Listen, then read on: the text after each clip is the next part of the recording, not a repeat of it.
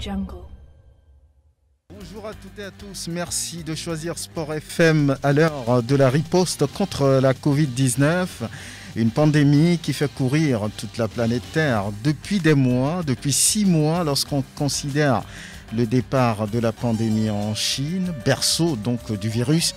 Bientôt 4 mois lorsqu'on considère le premier cas au Togo. On en est malheureusement 18 décès aujourd'hui, c'est déjà trop.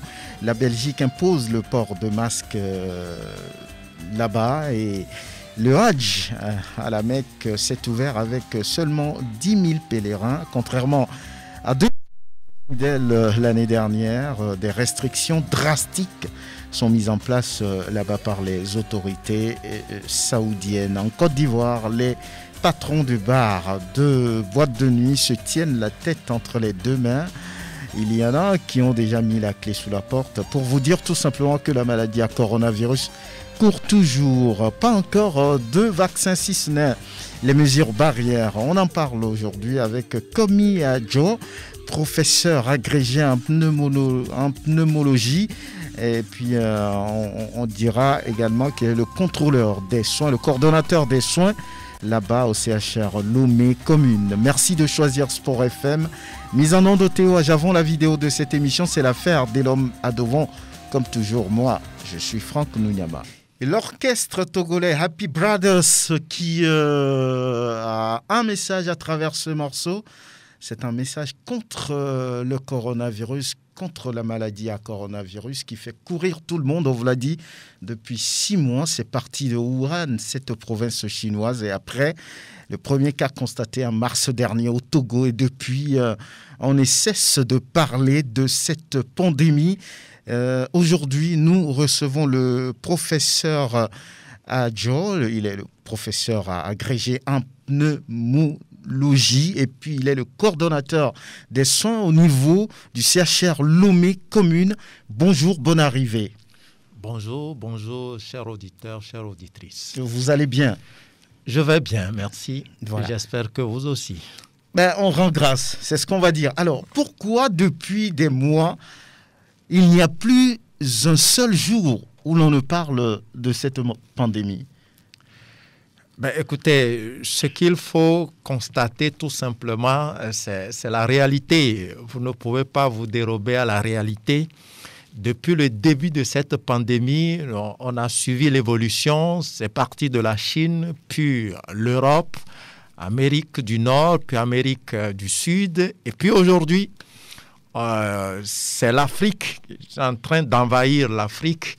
Et au très tôt départ, on a pris des mesures, les autorités ont pris des mesures au Togo et ces mesures ont eu le mérite de freiner les flambées de départ, mais il s'est fait qu'on ne peut pas continuer dans les mêmes mesures de confinement, de l'autarcie et on est obligé de s'ouvrir.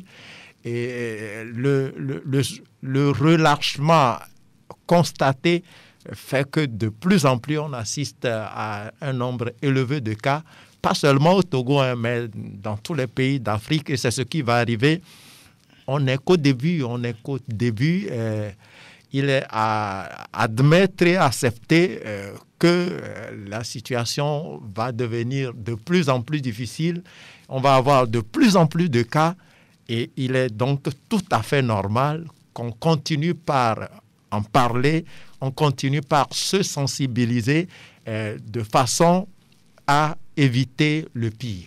Alors vous êtes d'accord avec le directeur général de l'OMS qui a dit il y a plusieurs semaines que l'Afrique doit s'attendre à des lendemains compliqués. Vous êt d'accord avec lui? Oui, vous savez, tout à côté au Ghana, vous savez, ils sont à des dizaines de milliers de cas déjà. Nous, on est à près... 874... voilà. On va aller... il n'y a pas de raison qu'on n'ait pas de cas comme les autres. Et donc, si sur 848, on a 18 décès, quand on va aller à 2000, quand on va aller à 20 000 cas... Donc, on ira à ce niveau. On prie Dieu, que Dieu nous fasse grâce qu'on n'en arrive pas. mais la logique et l'évolution naturelle des choses font penser quand même que le nombre de cas va exploser. Professeur Adjo, alors, vous avez dit dans votre introduction que c'est parti de la Chine, donc de l'Asie, après où la France, l'Espagne, l'Allemagne ont été foudroyés, après on va dire, le continent américain, après l'Afrique. Mais pourquoi ce cursus, en fait, par rapport à cette pandémie? L'Asie, l'Europe, l'Amérique et puis l'Afrique. Y a-t-il... Ça s'explique? On ne saura pas le dire. Peut-être aussi le flux de voyageurs, le flux de migration à travers le monde peut l'expliquer un peu. Très tôt, les gens autour du foyer originel ont fait des mouvements, et vous avez suivi les faits, ils ont fait des mouvements sur la France, sur les autres pays d'Italie. Je crois que ça a expliqué peut-être au tout début, mais étant donné que l'Afrique ne s'était pas encore préparée au diagnostic, si tu n'as pas de moyens de diagnostic, tu ne déclareras jamais de cas. Et donc, étant donné qu'au tout début, on n'était pas très préparé avec les moyens de diagnostic, il se peut qu'on ait eu quelques cas au départ. Mais je crois que ce cheminement-là est lié probablement aux vagues, aux migrations. Alors, comment reconnaît-on quelqu'un qui souffre, par exemple, de la maladie à coronavirus, ou bien lorsqu'on soupçonne quelqu'un, lorsque quelqu'un est suspecté, quelles sont les conduites à tenir, par exemple? Alors, ce qu'il faut dire aujourd'hui, c'est de considérer tout le monde comme étant potentiellement porteur du virus. Dans notre pays, près de 70% des cas, 70 même 80% des cas n'ont rien comme signe. Donc, c'est des gens qui sont complètement asymptomatiques, qui n'ont rien du tout, mais qui sont capables de transmettre la maladie. Les porteurs sains? Des porteurs sains, on peut dire. Des porteurs sains, on peut dire. Mais c'est des gens qui peuvent transmettre la maladie. Mais donc, eux, ils ne développent pas. Ils ne développent pas de signes. Ils développent pas de signes. Sur le plan immunité, leur organisme a reconnu la maladie. Il a réussi à le maîtriser très rapidement de façon que le virus n'ait pas eu le temps d'entraîner des dégâts susceptibles d'entraîner des signes. Donc, c'est comme ça qu'il faut le comprendre. Ce ne sont pas de vrais porteurs sains. En médecine, les vrais porteurs sains n'impactent pas le système immunitaire. Là, le système immunitaire prend conscience de la présence du virus, développe des anticorps pour le combattre, mais le système immunitaire est tel que le virus n'a pas eu le temps de se multiplier et d'entraîner des dégâts qui donnent des signes. Donc, si on sait que tout le monde est susceptible d'être un cas de Covid-19, il n'y a donc plus à vouloir cibler spécialement quelqu'un avant d'avoir une conduite rationnelle, une conduite anti-Covid. C'est-à-dire, aujourd'hui, quand je veux avoir un rapport humain, un contact proche avec quelqu'un, je le considère comme un cas potentiel. Et donc, les mesures de distanciation physique doivent être rigoureusement respectées. Le port de masque, on l'a dit, aujourd'hui, on ne peut plus rester à la maison. On est obligé de sortir. Mais il faut qu'on garde l'essentiel qui est capable de nous protéger. Et donc, quand c'est possible, c'est la distanciation physique, garder suffisamment de distance entre nous. Au moins 1 mètre. Au moins 1 mètre, sinon plus quand c'est possible. Et la deuxième chose, c'est le port de masque, qui doit être systématique. Et ce qu'on constate, c'est que vous vous retrouvez avec des gens, certains ont de masques, d'autres non. Ça ne sert à rien. Ça ne sert absolument à rien, étant donné que les masques que nous portons ou que la population porte, ce sont des masques qui n'évitent pas d'attraper la maladie. Les masques réduisent la transmission de la maladie à l'autre, mais ça ne protège pas le porteur. Et donc, si vous portez votre masque et vous vous pointez devant quelqu'un qui n'en porte pas, eh bien, lui, il est protégé si vous êtes infecté, mais lui, il vous contamine correctement s'il a le virus, et donc vous n'êtes pas protégé. Donc, pour que ça marche, il faut que ce soit un mouvement d'ensemble, il faut que tout le monde respecte ce port de masque pour que cela puisse être profitable, pour que cela puisse influer sur la dynamique de cette pandémie chez nous. Alors, vous avez dit que tous les masques ne sont pas efficaces. Alors, comment arriver quand même à conscientiser, à réveiller la population par rapport à cette situation, et quelle sorte de masque finalement faudra-t-il porter? Non, ce qu'on demande à la population générale, ce n'est pas porter un masque qui protège l'individu qui le porte contre le coronavirus. Non, ce n'est pas cela le message. Le message, c'est que je porte un masque, tout le monde porte le masque pour garder, s'il est infecté, pour garder ces virus avec lui-même, pour ne pas le transmettre aux autres. C'est ça l'idée de port de masque. Les masques chirurgicaux ou les masques artisanaux qu'on utilise habituellement n'ont pas de rôle de protection contre quoi que ce soit. C'est des masques anti-projection. Ce que les personnels de soins utilisent quand ils vont soigner des malades, c'est d'autres masques qui sont difficiles à respirer. La respirabilité est plus difficile. Ce n'est pas simple de le porter toute la journée et dans les conditions strictes de leur utilisation pour que ce soit protecteur. Donc, ce n'est même pas indiqué que ce soit la population générale qui l'utilise parce que c'est suffisamment cher et même si vous l'utilisez et que vous vous croyez protégé, après un certain temps d'utilisation, ils ne sont plus efficaces. Donc, la règle générale, c'est que chacun porte un masque pour éviter de contaminer l'autre au cas où il serait un porteur asymptomatique. C'est ça l'idée générale. Donc, exigez que vos vis-à-vis aient leur masque. C'est ça la règle. Ce n'est pas moi, je le porte. Je le porte, mais il faut que mes contacts portent aussi le masque. Donc, le port de masque doit devenir aujourd'hui un réflexe. C'est comme si on doit sortir de la maison. On n'oublie pas de porter un habit. C'est ce que ça doit devenir. Ça doit être ça. Ça doit être ça. Sinon, ce qu'on est en train de constater, de remarquer aujourd'hui, ça fait froid dans le dos, ça fait peur.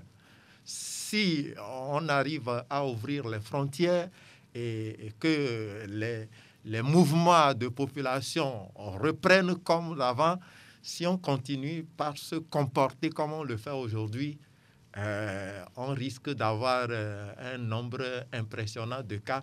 Et plus vous avez de cas, plus vous aurez des cas compliqués. En fait, c'est ça le problème. Si ce n'est que les simples cas non compliqués, on va se dire, tu fais ta maladie, tu guéris, et puis on n'en parle plus. Le problème, c'est qu'il y a quand même 2 à 5% d'individus qui feront la forme grave et potentiellement mortelle, et c'est ça qui fait peur. La forme grave potentiellement mortelle, vous parlez de la phase terminale lorsqu'on fait la maladie? C'est pas la phase terminale. La maladie à Covid-19 est imprévisible et maintient encore des énigmes, des côtés non découverts. On sait que certains, pour des raisons de fragilité de leur système de défense, qu'ils soient diabétiques, hypertendus, qu'ils soient obèses, ont tendance à avoir des lésions plus sévères. Ce n'est pas que la maladie, ils ont traîné avec la maladie, non, mais la maladie va avoir une évolution galopante avec des dégâts importants sur des organes assez vitaux qui mettent en jeu leur pronostic vital. C'est en fait ça, et c'est ces formes-là qu'on craint. Vous pouvez commencer le temps qu'on vous diagnostique, vous vous développez des complications difficiles à traiter. C'est en fait ça la situation. Très bien. Vous écoutez Sport FM, la référence sportive. À l'heure de la riposte contre la Covid-19, nous recevons le professeur Adjo Komi, il est pneumologue et puis coordonnateur des soins au CHR Lomé Commune. Alors, il semble que la maladie, dans certaines situations, détruit carrément le poumon de l'individu attaqué. Et vous êtes justement pneumologue. Comment est-ce que ça se manifeste à ce niveau?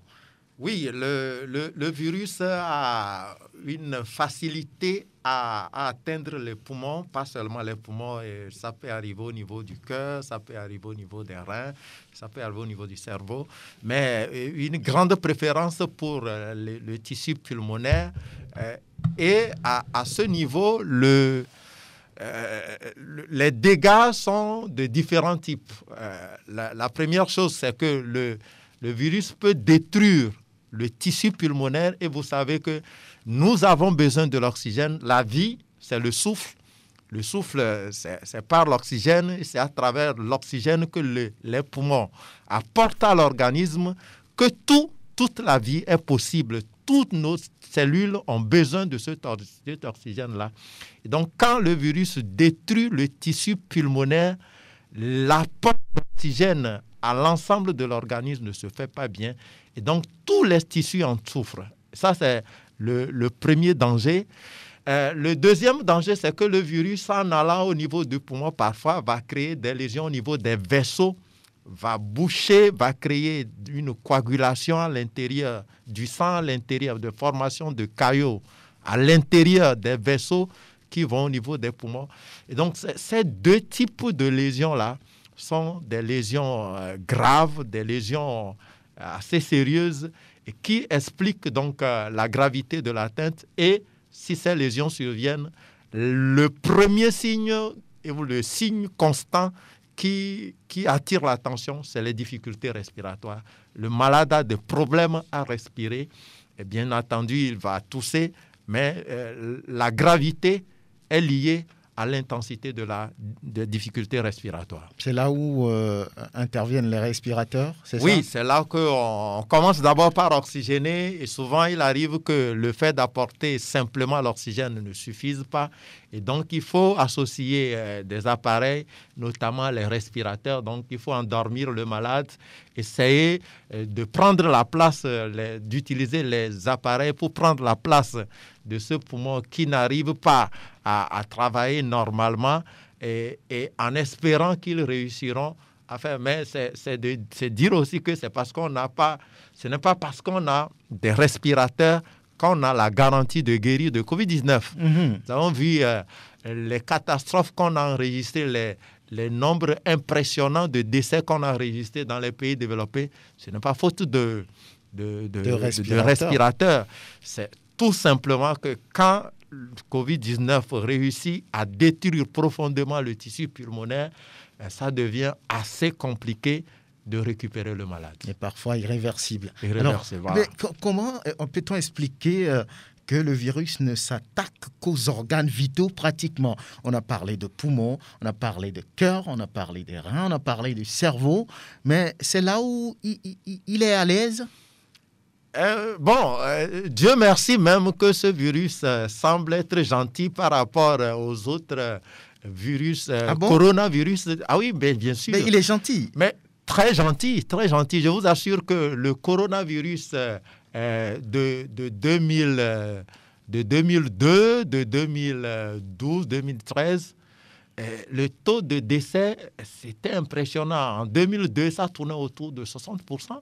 2012-2013, c'est autour de 30% de cette infection dans ces années-là. Un malade sur 3 mourait. Mais il n'y avait pas de tollé communicationnel ou communication autour? Ce qui a fait que le foyer était circonscrit en Asie au départ et puis en Moyen-Orient. Et ce qui fait que, Dieu merci, on avait peur. Nous, on a eu les alertes, on s'inquiétait.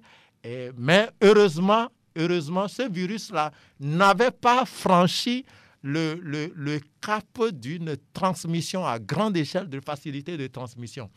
les virus changent. Et donc, les virus de 2002, les virus de 2012, 2013 n'ont pas réussi à avoir cette facilité de transmission interhumaine. Ce qui fait que rapidement, leur pouvoir de transmission n'étant pas important, ça a pu tuer ceux que ça devait tuer, puis ça s'était arrêté. Mais c'est toujours des coronavirus. Et donc, celui-là, il a réussi à avoir un pouvoir de transmission plus grand, une facilité de transmission plus grande interhumaine. Cependant, il a perdu un peu de sa virulence. Ça, c'est notre chance. Et donc, c'est vous dire que le virus arrive dans l'organisme chez les gens. Pour ceux qui ne développent pas de signes, c'est que le virus ne réussit pas à toucher les organes vitaux. Et ça, quand même, chez 70% des cas. Mais malheureusement, il y a des gens chez qui le virus réussira à se multiplier de façon importante et à toucher les organes vitaux. Et c'est ça le drame. Alors, professeur Adjokomi, il y a souvent cette question qui me taraude l'esprit.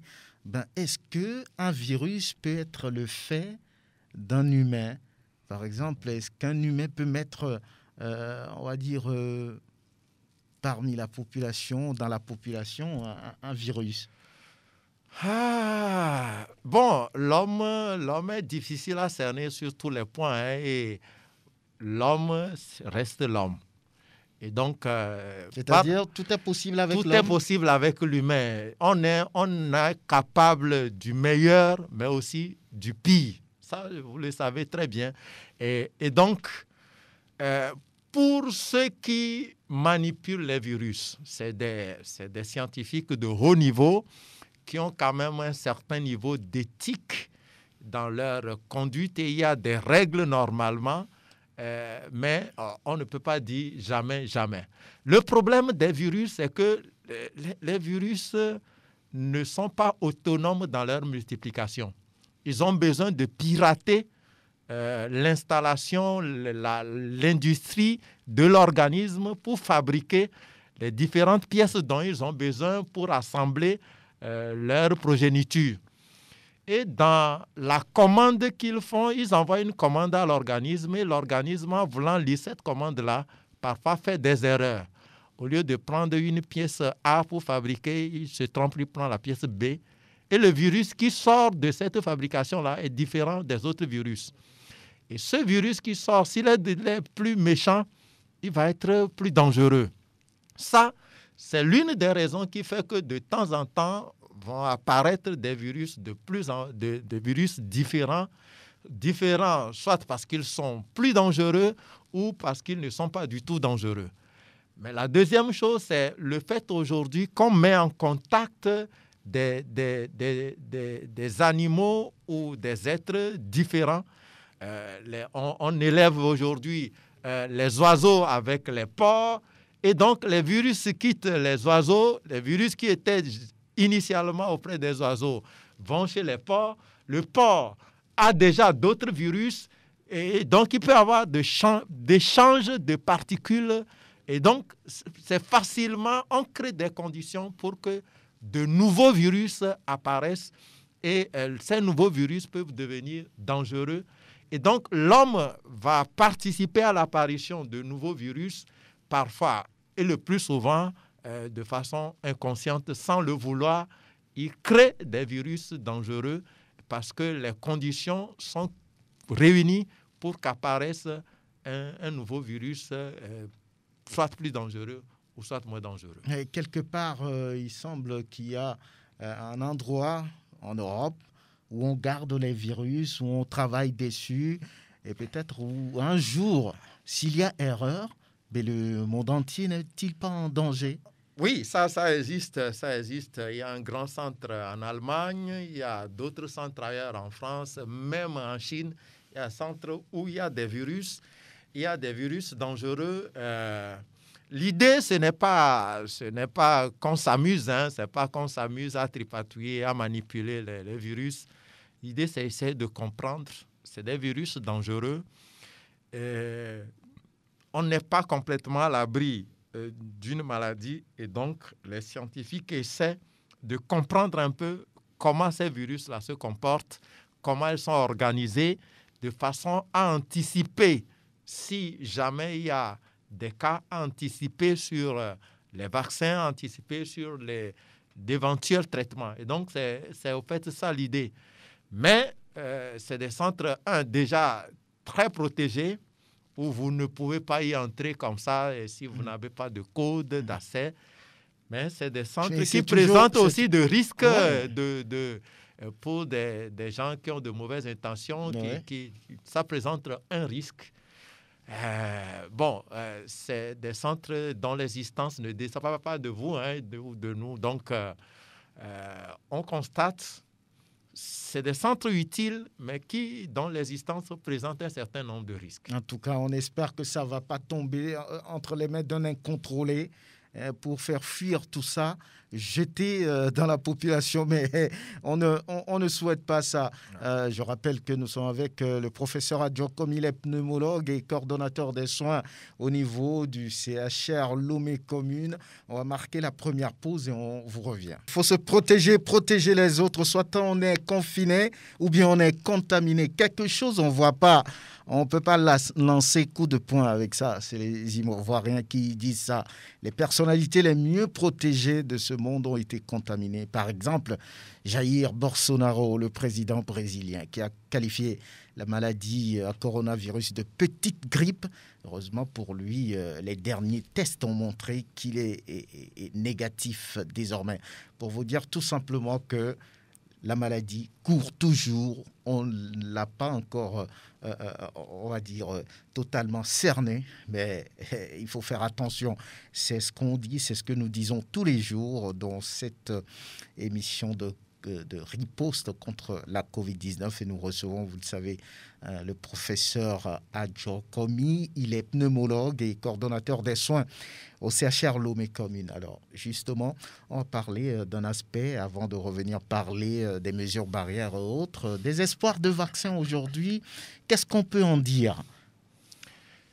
Oui, c'est une piste qui est sérieusement envisagée. Celle de disposer de vaccins.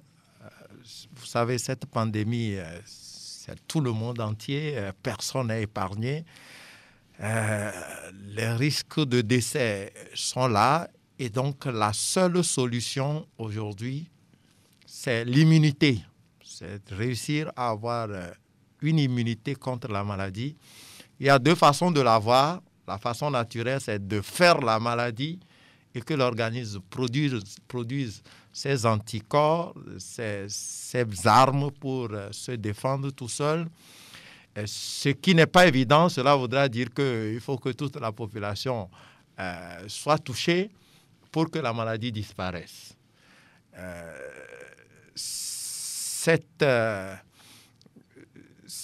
façon contient de risques importants de décès et donc l'autre solution, c'est de réussir à avoir un moyen d'immunisation, donc à disposer d'un vaccin. Et tous les grands centres y travaillent activement et on espère qu'ils vont trouver quelque chose. Mais on a comme l'impression que cela devient une concurrence, ça devient un enjeu géopolitique, politique, scientifique, financier dans le monde. Les États-Unis déposent plus de 2 milliards de dollars sur la table et réclament la plus grande importance de doses lorsque ce vaccin sera trouvé. On sait que la biotech Moderna fait des essais cliniques. Il y a l'université d'Oxford en Angleterre qui s'essaye aussi. Mais finalement, il y a une concurrence qui ne dit pas son nom. Pas qui dit pas son nom, c'est une concurrence ouverte. C'est une concurrence. Ça va de soi. Je me protège, après je verrai pour les autres. C'est ça. C'est toujours comme ça. L'homme a toujours réfléchi comme ça. Ne pensez pas que ça va changer. Ne pensez pas que les Américains vont trouver un vaccin. Et au moment où la population américaine n'est pas vaccinée, on viendra en donner aux Togolais. Ça n'hésitera pas. Moi, je ne connais pas ça. Donc, des humains De Dieu, oui, mais des humains, ça n'existe pas. Et donc, ça va fonctionner comme ça. Si nos États veulent protéger leur population, eh bien, il faut déposer l'argent. Ça, de l'argent. Le Togo essaie aussi quelque chose? Non. Ce qu'il faut savoir aujourd'hui, c'est qu'on est loin des vaccins. Vous devez savoir qu'il y a le VIH, on a essayé plusieurs vaccins déjà pour le VIH. Jusque-là, on n'a rien trouvé de bon. Pour le paludisme, plusieurs vaccins ont été essayés. Récemment, on en trouve un qui est modérément efficace. C'est dire que pour Ebola, on a essayé des vaccins qui n'ont pas marché. Et récemment aussi, on semble trouver quelque chose qui semble marcher contre Ebola. Contre Ebola. Mais c'est dire que c'est le même processus pour coronavirus. Ce qui est en train d'être fait, c'est des essais. On prie que ce soit qu'on tombe sur de bons vaccins, qu'on ait les bonnes idées, les bonnes formulations qui aident l'organisme à produire des anticorps pour se défendre. Et c'est à partir de là, vraiment, dans un monde libre, scientifique, les gens n'interviennent pas avant que les choses ne se précisent. Mais là, les enjeux sont mondiaux et sont tellement importants que chacun a peur pour sa vie, a peur pour sa population. C'est ce qui fait que les gens anticipent. Et donc, les États qui ne déposent pas encore de l'argent aujourd'hui pour avoir les doses, ils ont raison. Ils ont raison peut-être. Parce que si vous laissez 4 milliards au niveau d'un laboratoire, ou vous laissez 10 milliards ou 100 milliards auprès d'un laboratoire pour qu'il trouve le vaccin, s'il ne le trouve pas, tu fais comment? Il va vous dire qu'il l'a mis dans la recherche. S'il n'a rien trouvé, il l'a mis quand même dans la recherche. Et donc, il y a ça aussi. Mais ceux qui auront déposé les sous seront prioritaires à être servis. On espère, quand le vaccin sera trouvé, le fait que c'est une pandémie mondiale et que l'enjeu est mondial fera que les institutions internationales vont intervenir de façon que la démocratisation, le fait de lever rapidement les secrets sur le brevet va pouvoir arriver pour que la production soit à grande échelle pour pouvoir répondre aux besoins du monde entier. Mais il y aura toujours les premiers, il y aura toujours les derniers.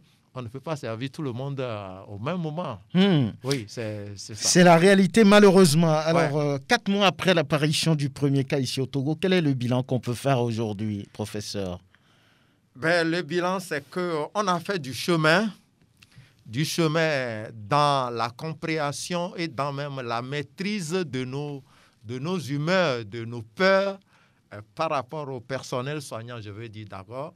Et on a acquis de l'expérience pour la prise en charge de ces malades. Au départ, la grande peur qui nous habitait, maintenant, on est un peu serein.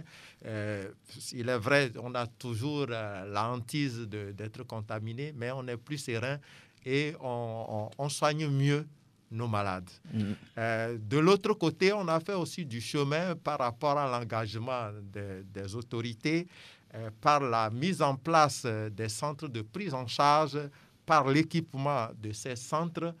On n'a pas encore tout fait. Il y a encore du chemin à faire, il y a encore de ressources à mobiliser, il y a encore d'efforts à faire, mais on a fait du chemin.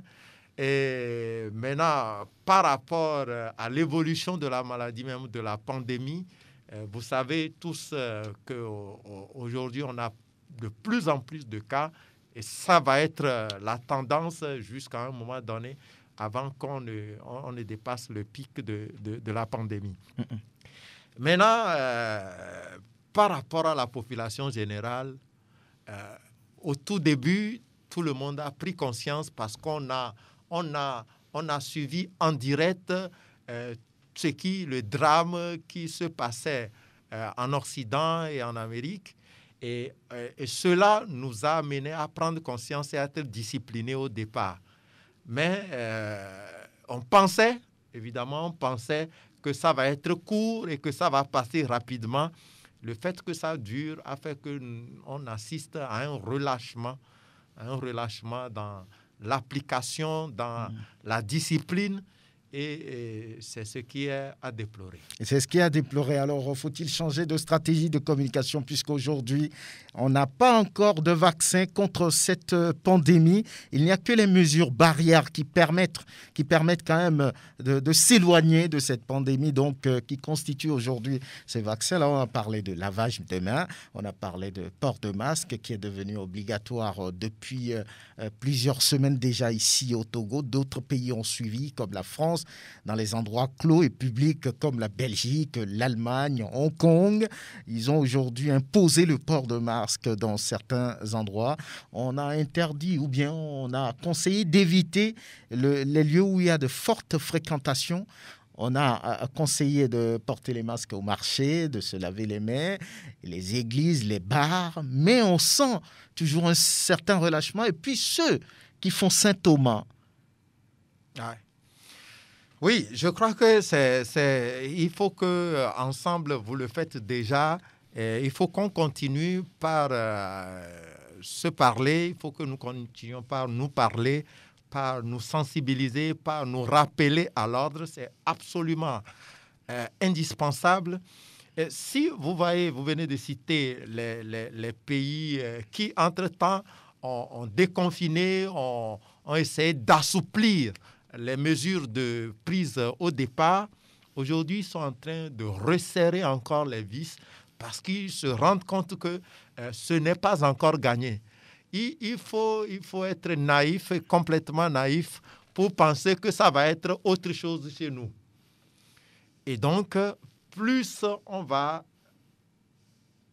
rentrer dans cette désinvolture, dans cette négligence, plus on le perdra cash. Ça, c'est plus que sûr. Il y a des gens qui disent encore que c'est une invention, que c'est la politique. Je ne sais pas comment les gens peuvent encore réfléchir aujourd'hui comme ça. On fait la politique jusqu'à fermer toutes les écoles tout en continuant pas à payer les gens. Oui, mais puisque même, entre-temps, les Américains avaient dénommé la pandémie China Virus, ce qui veut dire que c'est la Chine qui a envoyé tout ça parmi les gens et qu'on sait ce qu'on fait. Oui, quoi qu'il en soit, quelles que soient les hypothèses qu'on échafaude pour expliquer le départ de ce virus, cela importe peu. La réalité qui est là aujourd'hui, c'est que le virus est là et que ça, c'est une réalité qu'on ne peut pas dénier. Mais les gens continuent de penser que Covid-19, c'est une invention et que ça n'existe pas. Je crois que ça, c'est une grosse erreur. Le problème, c'est que ces gens-là vont être à l'origine donc des contaminations et d'autres personnes risqueront d'être infectées, de payer le prix de cette négligence. Je crois qu'il faut qu'on prenne réellement conscience et qu'on se dise clairement la vérité. Je ne sais pas, on est sérieusement en train de l'envisager. Il y a une stigmatisation importante autour des malades, ce qui fait que nos malades ont peur de venir parler le visage découvert parce qu'il y en a à qui même on a interdit des visites, on a interdit les visites de leurs enfants à d'autres. Donc cela fait que les malades, du moins aujourd'hui, ne participent pas à cette sensibilisation, mais on est en train de l'envisager pour que les gens soient convaincus. Quand tu perds quelqu'un de Covid-19, tu comprends. Et quand tu es allé là voir des gens mourir, des gens souffrir avant de guérir, tu comprends désormais, tu comprends mieux que qui que ce soit et tu peux mieux en parler. Et donc, on envisage ça, si cela peut participer à motiver davantage les gens dans l'application des mesures mises en place cela serait, on finira par convaincre nos anciens patients à le faire. Mais il faut absolument que nous nous ressaisissions. Sinon, si on a la chance de faire la forme bénigne, tant mieux. Mais on n'est pas à l'abri d'une forme grave et d'une forme mortelle. En tout cas, il ne faut pas donner, on va dire, raison au directeur général de l'OMS qui avait dit que l'Afrique doit s'attendre à des lendemains compliqués. Et là, il n'y a que la responsabilité, la discipline de chacun qui pourront quand même permettre d'être loin de cette maladie. Alors, il faudra se dire que oui, on est condamné pour le moment à vivre avec cette pandémie. Et sur ce, on vous demandera, professeur Adjokomi, vous êtes pneumologue, vous êtes coordonnateur des soins au CHR Lomé Commune, à aller vers votre conclusion. Alors, qu'est-ce que je vais dire? On a tellement parlé de Covid-19, on pensait que tout le monde devait déjà être convaincu, mais malheureusement, ce qu'on constate, ce n'est pas exactement la traduction de cette conviction-là. Ce que je voudrais dire pour finir, c'est que on est obligé aujourd'hui de vivre et de vivre avec un danger invisible qui peut frapper à tout moment. Et le fait que les frontières vont être ouvertes ou réouvertes et que tout ce qui est moyen de communication vont être réutilisés augmente grandement et très grandement les risques de contamination pour tout le monde, qui connaît. Et donc, de grâce,